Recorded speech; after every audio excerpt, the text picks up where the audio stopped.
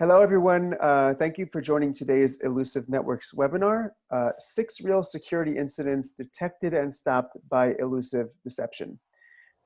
Today, we will go beyond some of the very nice things that industry analysts and law enforcement officials and other people have said about deception. We'll go beyond that hype with actual examples of attacks that we have detected.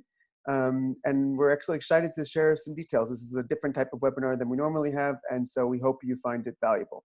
My name is Jason Silverman. I am on the product marketing team at Illusive Networks. I'm not going to be presenting. I'm going to turn things over to Matan Kubovsky in a second. But before I do that, just a couple of announcements. One, that today's webinar is being recorded, and so you will receive a copy of the recording in your email inbox likely by tomorrow morning, if everything goes as expected. Secondly, we do encourage you to ask questions, and we will reserve time at the end of the webinar to answer some of those questions. The way you can do so is in the Q&A tab on the webinar control panel at the bottom of your screen. So anything on topic about the webinar, please send us your questions. That would be great. So with all that said, Matan, over to you. Thank you, Jason. Hi, everybody. As Jason said, my name is Matan Kubovsky. I'm VP of Research and Development with Illusive Networks. Today, we're going to see 6 real incidents that were detected and stopped by the Illusive Networks platform. As part of being responsible for the research and development here at Illusive, foreseeing all the research activities in terms of finding new attack vectors, new areas where Illusive can address, can shrink the attack surface, but also new areas of detection that is based upon our deception, and obviously all of the development and QA process to bringing that to, to our customer base.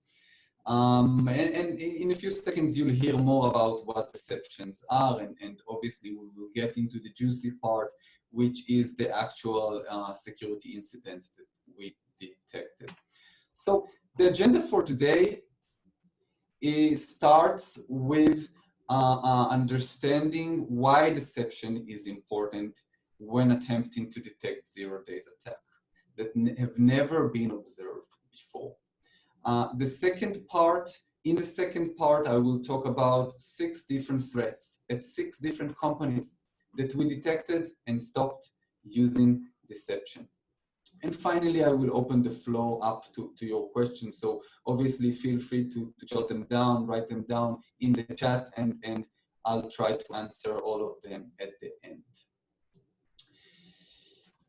So let's get started with the first part of the webinar, in which we will cover the deception technologies, unique methods for uncovering advanced persistent threats that have never been observed before.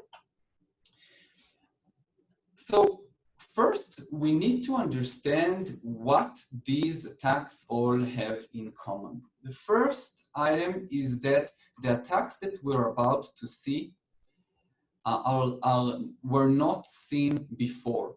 These are attacks that have no signatures or unique rules that can allow security solutions to discover them, to distinguish them from different attacks, but also to fingerprint them. Early detection is unique in these attacks.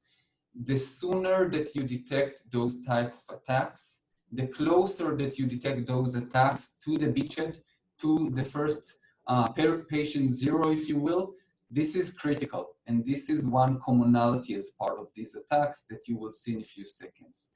And the third commonality is that forensics information that was collected from the devices that triggered, that originated those attacks, allowed the incident response teams, the SOC personnel, to understand everything that was needed in order to respond. Everything that was needed in order to contain the attack in terms of context, how the attack started, and a chronological timeline of everything that was carried out as part of this attack. So Many of you might be familiar with the concept of defenders that need to be right all the time on the left-hand side, obviously, and attackers that only needing to be right just once in order to succeed in their attack. This gives much more weight to their side of this scale. One of the things that we're seeing is this has only gotten worse in the current working from home state. The security solutions that are mentioned here on the left-hand side are based on anomaly detection, on gathering many logs, many amounts of logs to perform all of these analyses. And what we know, in fact, in the past 3 or 4 months, is that the work from home policies and the new era has dropped a big burden on these solutions, requiring them to recreate their baseline. But let me ask a question. Is there a baseline for working from home? Can we say that people work in regular hours? Do people work more during these times, during the weekends? My answer, from my understanding, from the many CISOs and organizations that we talk to, is surely yes. We know that there is no baseline. All of these solutions now are faced with a big problem. And this leads to many false positives. This leads to a very tough situation for these solutions. And at the end, the attackers get an even bigger advantage in this situation. So let's dive into the details of how threat detection can be accomplished through this deception. And with our solution, with a deception platform, it is required to have 3 core elements to work in tandem in order to paralyze attackers and to prevent them from moving laterally and causing damage in the attack. The first key component is what we call attack surface management. So what you see here is what we call attacker view. This is the network from the eyes of the attacker. It is not a visual diagram of the network. It is not a routers and switches and all the connections between the computers and the segments. It is, in fact, a map of all the lateral movements, all the attack vectors that attackers can operationalize as part of their attack. This is the ultimate map for an attacker. If attackers had this map in front of them at the beginning of the attack, they had a huge advantage on top of the defenders. And what it shows is all the computers and the users that allow login in and out from these computers. It also shows who are the highly privileged users and the high sensitive computers. The ones with the crowns are the high sensitive computers. There are also servers, and there are also users that allow to connect in between those computers. So what we do as part of our attack surface management component is we first identify all of these attack vectors. We identify the attack vectors that might be more lucrative for the attackers because they rely on a domain admin or because they open a pathway, a route to a high sensitive server. So for example, a Swift money transfer system will be highlighted. A domain admin or shadow admin credentials will be highlighted. And what we're able to surface is those connections that are not needed, that if removed, they will not have any impact on the business. So attack surface management first visualize, identifies, highlights all of these connections, and then we remove those attack pathways. This obviously shrinks the attack surface. It reduces the options for the attacker if they were able to land on one of the computers in this small network. Next comes deceptions. This is the second key element of the solution that allows to coat the entire network with deceptions. As opposed to traditional decoy honeypot networks where you needed many hardware devices and you needed, and the chances for detecting the attacker were slim because of all the hardware that was needed to be rolled out. Here we utilize the existing network in order to plant deceptions. So put in deceptions, which are tiny pieces of information, I will touch that in a few seconds, on all of the servers and endpoints in the network. We support obviously Windows, Mac, and Linux devices. Deceptions are simple. These are, as I said, tiny pieces of data that we sprinkle all over the network and essentially are credentials and links to other systems. So that could be RDP session or RDP credentials or file share that we open in the network with files, documents, emails, all sorts of artifacts that we plant in the network. And the beauty of that is that regular users are not encountering those artifacts. They would not touch that and would not lead into false positives. And I would touch that in a few more minutes. But on the other hand, the attackers do see these attractive artifacts as we understand their tools, their tactics, their procedures, all of their TTPs we have in our research team, ex-attackers that know how these nation-state attackers work, and we understand exactly how to deceive them. So the picture that the attacker would see is that. And at the end of the day, they need to make a decision. And once they hit on a deception, we detect them immediately. And as you can imagine, it is a statistical and mathematical game. And after having a few decisions or dozens of decisions or hundreds of decisions in a large scale attack, the odds for them to succeed are very slim. The third component is the real-time forensics component for remediation. In this example, by the way, this is a real a snapshot from a real attack that we detected. As part of our forensics capabilities, we are taking a screenshot from the machine that the attacker operated from. We're able to collect forensics from the source, from the infected machine that the attacker operated on, but also from the target that he wanted to jump to move laterally to. And here you can see a screenshot from him using in-memory mimikatz and dumping credentials. Obviously, we masked all of the data, but that was a nice catch for us to understand exactly what are the tools that the attacker is using and possibly what are the credentials that he already compromised.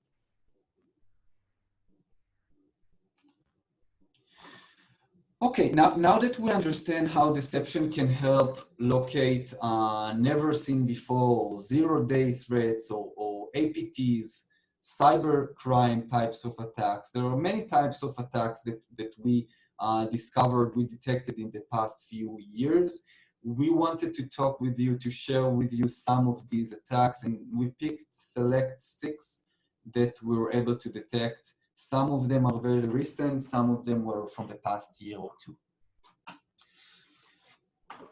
Okay, the first attack is an online retailer. This is a very large retailer in EMEA, mostly in Europe. And what's fascinating with this attack was the pace of this attack. Typically, when we are working with organizations, we're speaking about long attacks, sometimes months and sometimes years. In this attack, in just over 6 days, the attackers gained access to more than 5 domains, 30 machines, and 6 high privileged accounts were compromised. The first detection was an interaction by the attackers from a print server where they interacted with a deceptive web server that we put down for them. So Illusive placed a web server with files and directories that looked very attractive and looked similar to the customer environment. And the attackers, from a print server that they established a foothold on, they engaged with this file share. As part of our investigation, incident response, we understood, we backtrack, and I will show a full timeline to that. We discovered that that started as a phishing attack in a large-scale campaign that ultimately its purpose was to run an extortion and ransomware attack on this organization. It all started with a COVID-19 related phishing email that started before Illusive was deployed. As I said, the attackers gained broad network presence across 5 domains. And at some point, after a few days, they established their base of operations on a print server. And they made a mistake. They used a file share discovery to enumerate files on a remote file share, and they tripped on one of our traps. As part of our investigation, we were able to find that the attackers mostly utilized Windows computers, and they used RDP and WMI protocols and tools to infiltrate and to move laterally onto other systems. We were able to link the attack to TrickBot. I'm sure that many of you are familiar with TrickBot, but if not, this is a campaign that is allegedly linked into Russia. We're not dealing with attribution today. This is a different story that is not part of the webinar today, but what we can tell is very strong links to the Bazaar backdoor campaign from TrickBot. This is a campaign that was published, I think, in April, so a relatively recent campaign. And the tools that the attackers, and there were few attackers as part of this operation, were Cobalt Strike, Metasploit, Mimikatz, Bloodhound, and Sharphound. All of these are typical to very rapid attack. And as I mentioned, the attack was undetected until Illusive was deployed. And once we got into this network, we were able to detect and contain that attack. Let's see a quick timeline of how it worked. We'll dive a bit more deeper to how it started. So one of the employees was working from home. She got an email with a termination letter, and obviously you get very curious if you get a termination letter, a docx file that makes you very curious. She opened the attachment, which obviously led her to install a Trojan on her computer. This allowed the attackers to gain the first foothold on her work from home laptop, but as she had access to the internal network, they rode on her credentials to get into the network, to get into the corporate environment. The organization got suspicious that something is happening. They didn't find anything in their tools, in their SIM, in their EPP solution, and they immediately asked us to be deployed. And 24 hours after we were deployed in the UK and in Italy and in other countries, we were able to find and to detect this suspicious interaction, as I said before, from one of the print servers to one of our deceptive file shares. We immediately, automatically, our forensics was able to run and collect forensics from many devices. We used that and additional tools to backtrack the attack to the first machine, to patient 0, to other dozens of compromised machines. And we were able to find tools that were never seen before. When we ran them into VirusToggle and to other threat intelligence tools, we got 0 results on these tools. But luckily, we have the option, the ability to reverse engineer them in-house. And we did that overnight, and we found 2 CNC IOCs So these are actually call home IP addresses and domain names, and we fed them into the firewall, the company, the organization firewall, to cut them out. So not allowing any communication back and forth these IP addresses, which eventually contained the attack. We then had a process of a few more weeks in order to clean the environment from all of the IOCs, but that moment onward, we didn't hear any activity from the attackers. Moving on to attack number 2, that in this case, it's a global retail. This is a huge organization spread across several continents. In this example, we're talking about a deceptive user that was hit by one of the employees of the organization. So as opposed to an external attacker, in this case, we're talking about an insider threat that the detection-based from Illusive allowed us to unravel a 22-month-old money laundering campaign. So how the attack was carried out? As I said, a deceptive user, that is a Windows deception that mimics or allows attackers to think that they're capable of doing NTLM or Kerberos authentication. This was used by one of the insiders, one of the employees of that organization. It triggered the SOC alert, and they outreached this user, this employee, and started to question him about the activities that he is doing. He obviously said that he's unaware of anything, and he claimed to be infected with a malware on his computer.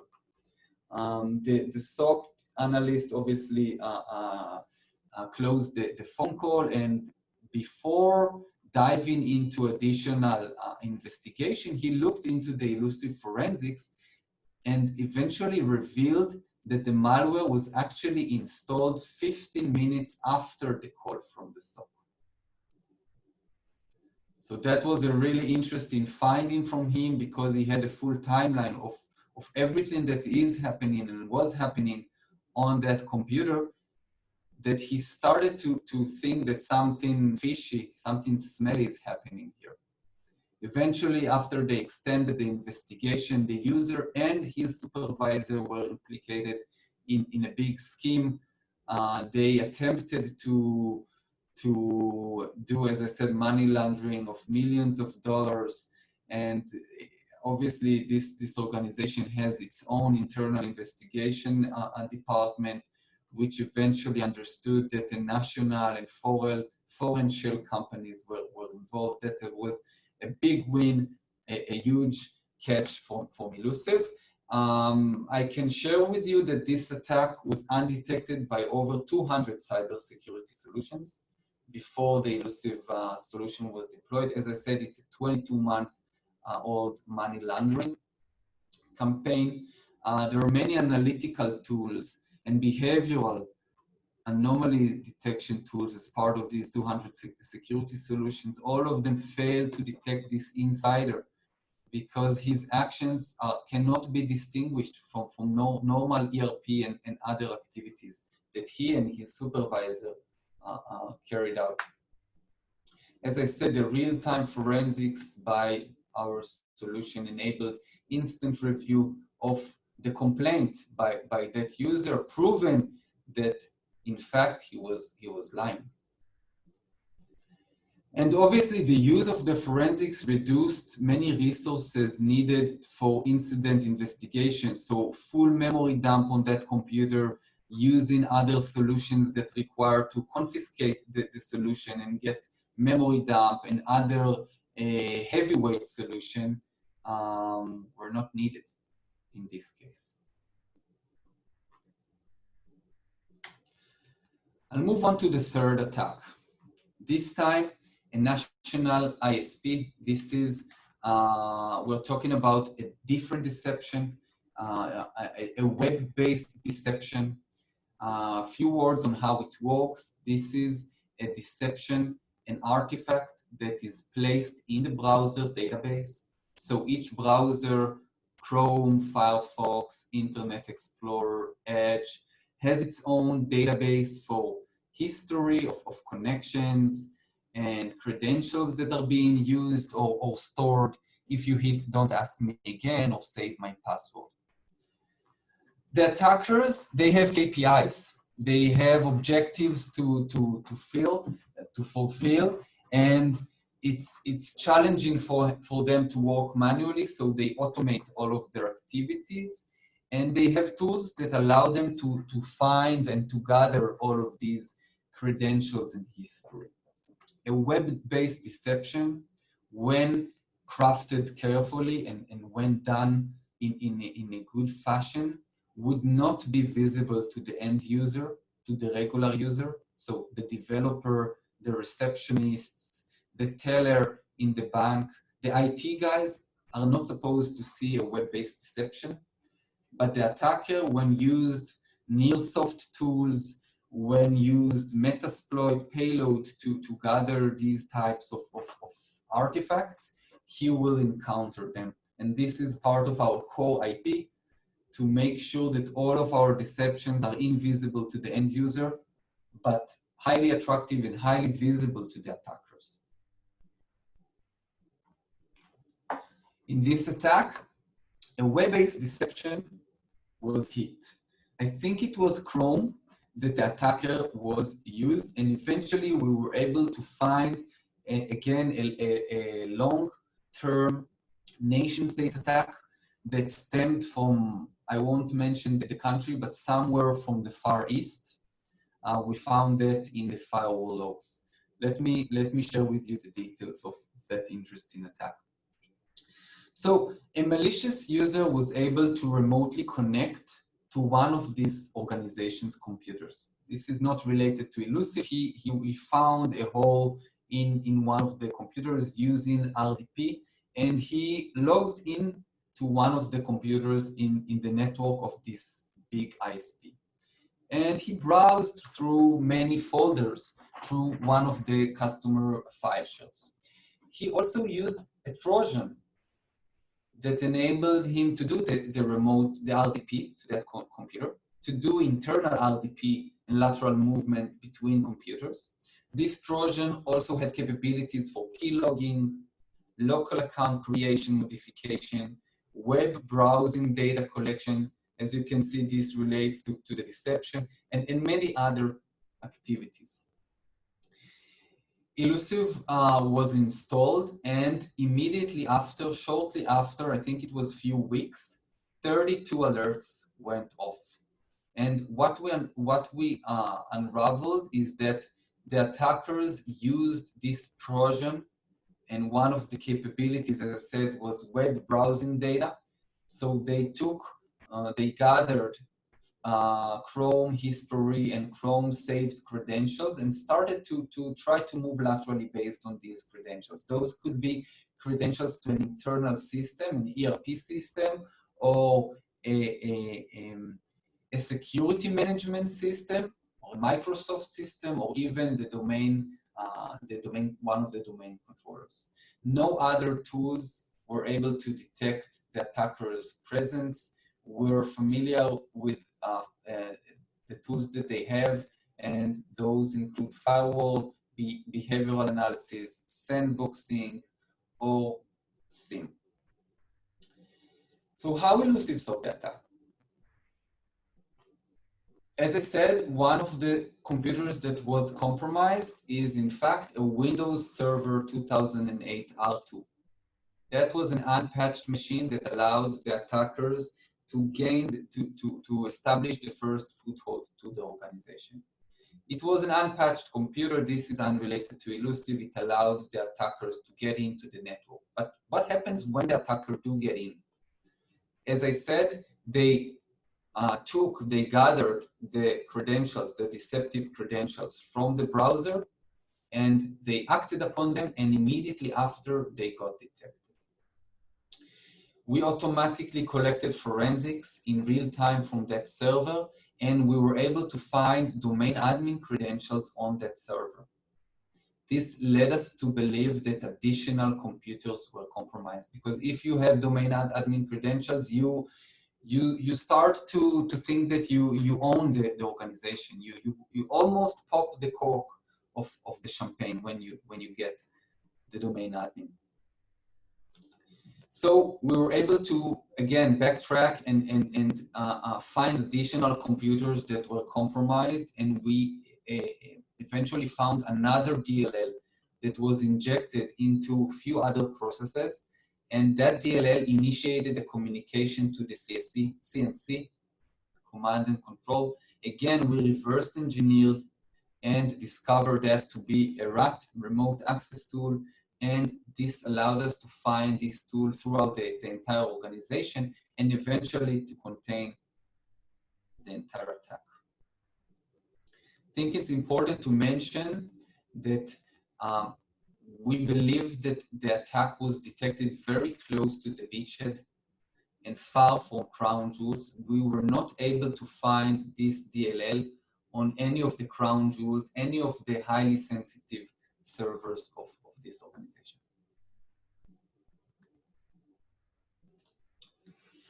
Okay, attack number 4. This time, a Mid-East tech company that we are working with for the past few years. This organization has many web servers. Some of them are internet facing, some of them are facing towards the organization itself.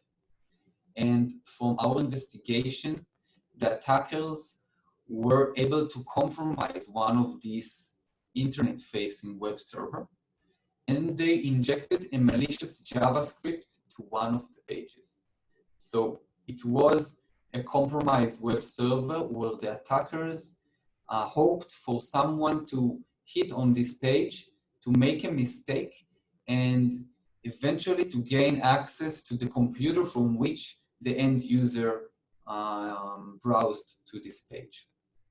And they got lucky because at one day, an employee, an internal user, accessed that page, prompted to download a font pack from Chrome, downloaded the not real font pack, it wasn't a real Chrome font pack, and once he downloaded it and launched it, he essentially ran a ransomware utility or ransomware tool on his device.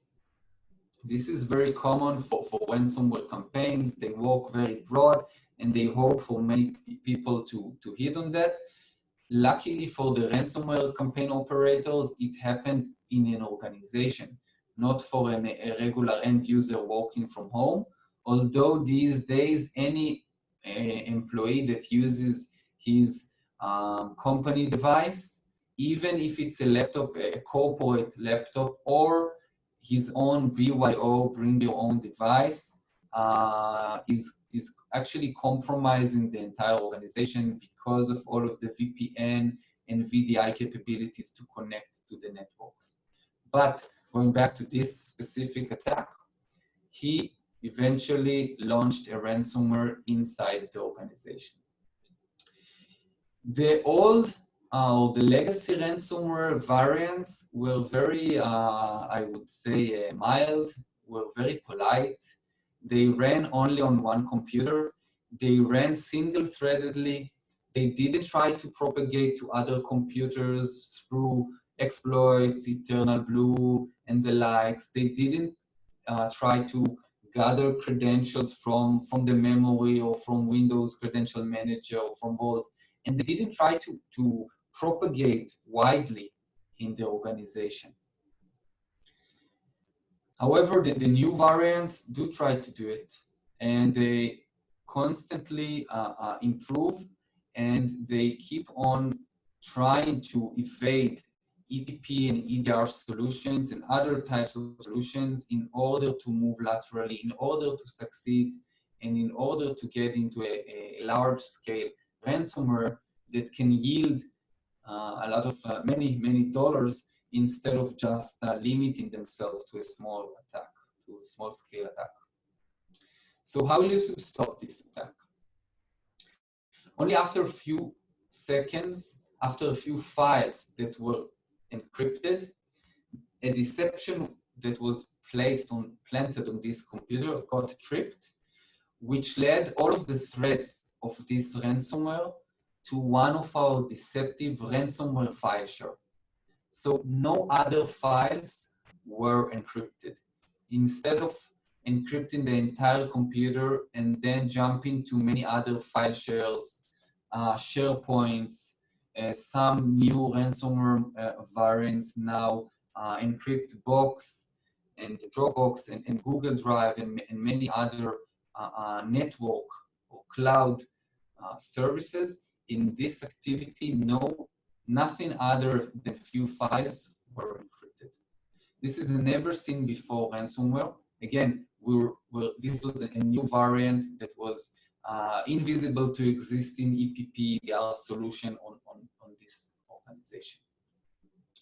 And a funny story is that the same ransomware was detected in one of our US sports organizations just one day after this encounter, this detection.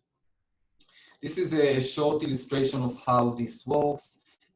In the center, you can see the employee workstation where he downloaded this Chrome font, which was fake, obviously, which was malicious.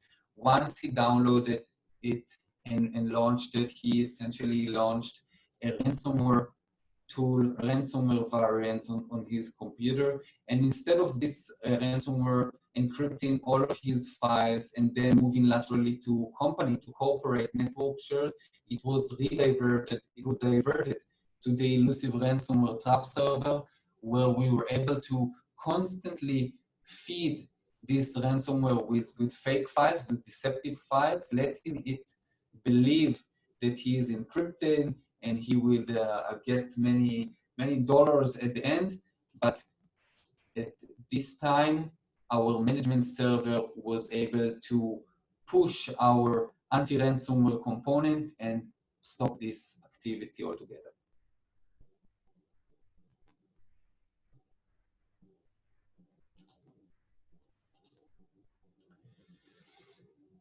Okay, attack number 5. This time, a leading national bank. This is, again, a big bank that we are working with. And in this situation, in this attack that I'm about to share, the attackers hit a Windows user, and they tried to do a brute force attack on one of the Illusive users. How the attack was carried out. So as you can see, almost as soon as our solution was deployed, the team at the SOC in this bank got several alerts to a brute force attack coming from an external actor. They didn't know exactly what's happening, but what they knew is that they got countless alerts from a single machine. Many of these alerts were coming from the domain controller. So they got alerts of authentication or failed authentication to this particular device. When we looked into the forensics information together with the SOC analyst, we were able to easily find that those attempts were automatic RDP access attempts or authentication attempts. And we were able to find that one of the users in this organization had used a USB broadband dongle on his computer. Let me share the details. So how did we stop the attack? As I said, working together with our research team, the customer saw a username that he didn't, that he wasn't familiar with. It didn't match the naming conventions of the organization. Using the forensics data, it allowed the incident response to determine that the attack was coming from a branch office. This was not coming from the data center. This was coming from one of the branch offices remote to where the IT and security guys were working from. But also, the forensics allowed in few minutes to find that this computer from which the user walked from had an active 4G dongle connected to the public internet from within the bank's network. So our researcher was able to prove to the SOC that from an external network, you can ping, you can RDP to the internal network with no firewall in between. So basically what we were able to find is that one of the employees used a dongle, obviously that was prohibited based on the company policy, and it bypassed all of the firewall, all of the security measures that this customer is put into place. So this was a very interesting find because you invest so much money in firewall, in prevention, in the perimeter, and in an honest mistake, a user allowed an external attacker to get into the network. But obviously, as part of this detection, we were able to mitigate that attack and to stop this RDP attack inside the network. And as I said, the bank has fine-tuned firewall rules and obviously increased some of the auditing policies in order to ensure that this won't happen again. Okay, getting to the last attack before it is time for questions. This is a large energy company in the States. It's somewhat similar to the previous attack, but this time it is a dictionary attack. Again, we're talking about unauthorized failed login that is based on Windows authentication. We were able to find an attacker that used a script that tried logging into the network with a dictionary of username and password. So it's a generic username and password pairs, although he made some modifications. And this is why we believe that this was a targeted attack. And he, in order to walk stealthily and not be detected on or trip any alarms, he spread this script or this authentication attempts across the network. So one machine at a time, one network at a time, every time a different computer that is having an open RDP connection from the outside, from the external network. Again, we found heavy use of USB broadband dongles which allowed the attackers to have this RDP access to the network. We deployed deceptive username throughout this network. We received many alerts on failed login events from the domain controllers, and we review many of these failed login events around the same time, which allowed us to correlate everything to a dictionary attack. We then proactively worked together with Microsoft to get additional logs, undocumented logs from within the domain controller to find the source of the attack and completely eradicate the threat from the network. One thing that I can mention is that Microsoft are part of our investors, which allows us to have a tight connection, a strategic and a business relationship with Microsoft. Okay, we reviewed several attacks, and now it's time to conclude. So what makes deception so effective against these attacks? As I said, it can be spread very easily and very rapidly all over the network. We support Windows, Linux, Mac devices. It allows to be installed in an agentless fashion, meaning that we're not interfering with the end user's activity. We do not require an agent. We do not require drivers to be installed, tedious upgrades, backward compatibility, blue screens, all of that is past experience from other companies, not from this company. We're not facing that. This is great. Another advantage of being ageless is that attackers have nothing to evade. They have no sandbox to evade. They have no EPP or EDR solutions to evade. at the end, they only face the data, and they need to make a decision if they want to proceed. There is very high authenticity that is crafted for creating these attacks. Those deceptions are tailor-made to the organization, and we do that automatically as part of our engine. We are seamless to the end user, but we're very attractive to the attackers because of how they work, how they collect information. Another reason for the effectiveness of deception is that unlike behavioral or analytical approaches, there's no baseline that is required. It just works. There's no normal activity or patterns. It is data, and it is a mathematical game, and after 2 or 3 attempts, the odds for the attacker to succeed are very slim. And all of the above reasons make the solution very scalable, very lightweight. But with what I think is the most important is that it has a very low signal to noise ratio, very few false positives that stem out of the solution. And what it brings to you, to your organizations, is less investigation that is required for benign activities, for things that you should not waste your time on.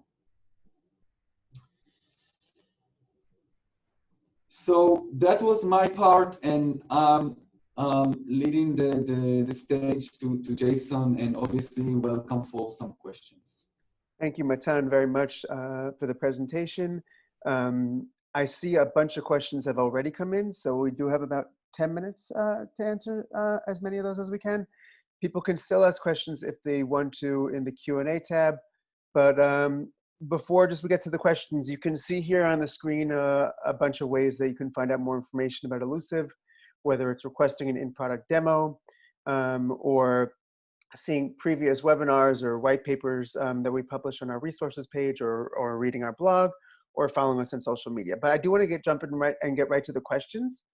So let's do it. So there were 2 questions actually that were similar to one another. I think they were both asking if the forensics backtracking of attacker activity, the reverse engineering, is offered as a service, or is it separate?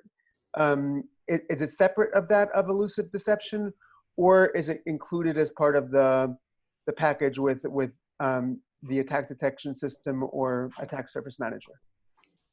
Great, I think it's a great question. The forensics capabilities, all of them are part of the solution.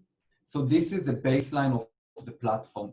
Whether you choose attack surface management, or you choose attack detection, that is the deception part, or you choose the bundle, you will get the forensics capability. But what I can say is that we are coming from our past experiences as ex-attackers, and we are creating relationships with the organizations that we work with. And I think what's the biggest benefit that our customers attest on our service, and again, this is not a paid service, this is a free service that is based on relationship, is that whenever something bad happens, you just pick up the phone to Illusive and we join the investigation. And this is exactly what happened in many of these attacks that I shared with you. Okay, great. A question came in fairly early on in the webinar. I was talking about attack number 2, the money laundering campaign. I think the question is, why was the attack not able to be detected, let's say by an ERP, but Illusive was able to attack? Like, why was Illusive able to detect this attack, and not, let's say, a typical ERP vendor? Right. So I'll answer from 2 angles. First is the Illusive angle. Listen, at the end, these 2 employees wanted to steal money in several ways from that organization, whether to increase their activities in one of the internal systems. I obviously cannot disclose a lot of information, but at the end, they wanted to gain access to many systems and many tools and many services in the organization. At one point, they made a mistake. They found a user that they thought to allow them access to jump into one of the computers to allow them to get some more money. And that was a deceptive user. So the beauty or perhaps the art behind deceptions is that when you do it properly, you're able to create them in such a way that would be very lucrative to both insiders and to external attackers. Now, why other solutions did not do it, I do not know the full answer. What I can share is that those users were not confined to only their computers. They had access as part of their job, as part of their day job, to connect to other systems in the network. And this is why all the baseline had whitelisted them and didn't raise any alert on them. So they needed to make a mistake to jump into one system that they thought to be very attractive to them. And this is what allowed Illusive to be the only solution to detect them. Great. Another question. Can you expand on your explanation on how the diversion works in conjunction with the trap server during a ransomware encryption attack? Why did the ransomware software trip the elusive deceptions first instead of the real data? Another good question. This goes a bit more technical, but in a high-level stance, I can say that we're able in some way to divert the ransomware activity into our ransomware trap server. So it's a sensor or a server that is outside of the endpoint that the ransomware is working from. And we're able to do so in several locations on the endpoint to ensure that only a few files, and in many cases, 0 files, are actually being encrypted. So there are few flavors of our diversion method that ensures that in a very early phase of the encryption process, we're able to divert the attacker to our ransomware trap. I hope it answered the question well. Okay, great. And maybe a similar question, or along that path, what is the standard ratio of deceptive assets as compared to real assets that Illusive uses? And a second part of that question, what deployment strategy do you recommend? i.e., how do I know where to put my assets? Right. So there is no standard ratio for deception assets to real assets. It's not that you would place 3-to-1, 4-to-1, 2-to-1, and everything would work. You would need an engine, a brain to do it carefully, to not stick out and be very clear and fingerprinted. We have our own engine that first samples every endpoint, first samples the entire network and understands what is the whole deception policy or deception bucket, from which deceptions are being selected or chosen for each device. And sometimes the ratio is 1-to-1, sometimes it's 1-to-4. There is no strategy that is easy to mention. It really changes between the organization and between the type of deception. We have more than 60 different deceptions, so it's hard to answer. Our strategy to answer the second part of this, the question is deceptions everywhere. We recommend to place deceptions because they're so lightweight throughout the entire environment. Ensure you have the advantage, you have the upper hand in terms of statistical game on top of the attacker. Okay, maybe we'll take about 2 more or so. Someone says, I've done research on deception and I wholly agree with your assessment of signature or anomaly-based detection, but what is your opinion of the MITRE attack TTPs? How does detecting these compare with deception techniques? Great, so I'm happy to hear that you agree with the assessment on signature or anomaly-based detection. For MITRE, it's easy. We have a document that already outlines all the techniques across all the verticals, across all the pillars that we solve. We deliberately chose to focus on credential gathering, lateral movement, privilege escalation, and reconnaissance. And all of these are heavily mapped, are heavily correlated with deceptions. And I invite you to get into our website and download this piece and see exactly how we accomplish, how we fulfill those TTPs for MITRE. Okay. Could you talk more about pushing the anti-ransomware component? Is that the same as the forensics EXE or something different? It's the same, but with a flavor that allows to stop a ransomware tool, to allow to, so it's not killing the ransomware, it suspends the ransomware. So if there is a key, a symmetric key in memory, we'll be able to extract that and open the few files that the ransomware was able to encrypt. Okay, and I'll do one more, and then we're getting to the top of the hour. I know that the first attack you mentioned that it started with a COVID-19 phishing scam, but what new attack trends have you seen in general since the pandemic started? So the first one is actually what we see the most. We see a change. We may talk a little bit more about ransomware, but the essence of the solution is not ransomware.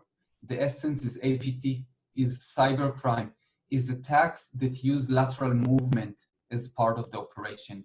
Ransomware is not what used to be 5 years ago. It has become much more sophisticated. And the first attack is a proof to that. Ransomware is just the payload in order to get more money out of the payload, out of the attack. These trends, and again, I'm repeating what you said in a few seconds ago, this is the biggest trend that I'm seeing and my research team is seeing. We're seeing many opportunistically started attacks from phishing email. Sometimes they are targeted, sometimes they are opportunistic. But as soon as the attacker gets a first beachhead, they operate rapidly. They sometimes make mistakes, yes, but they operate as a cybercrime group or as a nation state group, and they move laterally and they gather credentials until they have a large foothold in the organization where they synchronize the ransomware, the exfiltration of the data, and eventually the extortion of the company. Because if they don't pay the money, they would disclose the information. They would share the information. So this is the new trend that I'm seeing more heavily in the recent month. Okay, great. Thank you so much to the audience for some great questions. We are out of time, but I want to thank Matan Kubovsky for presenting. I hope you guys found it valuable.